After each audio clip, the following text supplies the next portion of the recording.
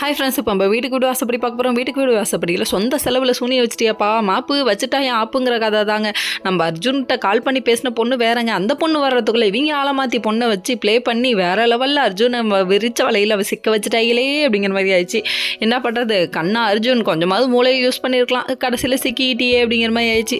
சிக்கின எல்லாம் சரிப்பா. அதுக்கப்புறம் இந்த பொண்ணு சொல்லிட்டு போனதுக்கப்புறம் நிச்சயத்தெல்லாம் பயங்கரமாக முடிச்சவங்க வீட்டுக்குள்ளே வந்து பட்டிமன்றதுமே நடத்துகிறாங்க. அப்படி என்னையா அப்படின்னு சொல்லி கேட்டால், பாட்டி வந்து தூண்டி ஊர்தாமா எல்லாத்தையும். நம்ம சாருவும் கடைசியில் மாறிட்டாங்களே.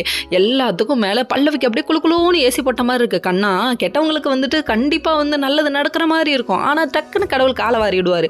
அது நம்ம பல்லவியை பார்த்து ஒன்றே ஒன்று தாங்க சொல்ல தோணுது, தப்பாக யோசிக்கிற இந்த மூளையை சுடட்டுமா, எங்கள் குடும்பத்தை அழிக்கணும்னு நினைக்கிற இந்த மூளையை சுடட்டுமான்னு சொல்லிட்டு கண்ணா பின்னான்னு பேச தோணுது. என்ன பண்ணுறது, சரி விடுங்க, இந்த பொண்ணை பேசி என்ன ஆக போகுது. இன்னொரு பக்கம் யார் தான் இதை பண்ணுறாங்கன்னு தெரியாமல் யோசிச்சுட்டு இருக்காங்க. சார் வந்துட்டு அந்த பொண்ணை பிடிச்சிடலாமான்னு சொல்லி யோசிக்க, அந்த பொண்ணு எங்கே போய் பிடிக்கிறதுன்னு சொல்கிறாங்க. அதுக்கப்புறம் வந்துட்டு ஒரு டீட்டெயில், அதை உங்கள்கிட்ட பேசின பொண்ணோட நம்பர் அனுப்புகிறேன், அதை ஃபோட்டோ அனுப்புகிறேன்னு சொல்லிட்டு அனுப்பிவிட்டாங்க. இதை பார்த்தோன்னே ஷாக் ஆகிட்டாங்க. ஐயோ பொண்ணே வேறையா இருக்கே அப்படின்னு சொல்லிட்டு. அது மட்டும் இல்லைங்க, நம்ம பிரியாவை லவ் பண்ணுறேன்னு சுற்றிக்கிட்டு இருந்த பையன் வந்துட்டு பிரியா எனக்கு கிடைக்கலனாலும் பரவாயில்ல, ஆனால் இப்படி ஒரு அயோக்கியம் கைக்கு போகக்கூடாது அப்படின்னு சொல்லிட்டாங்க. இதுதாங்க உண்மையான லவ் அப்படிம்பாங்க.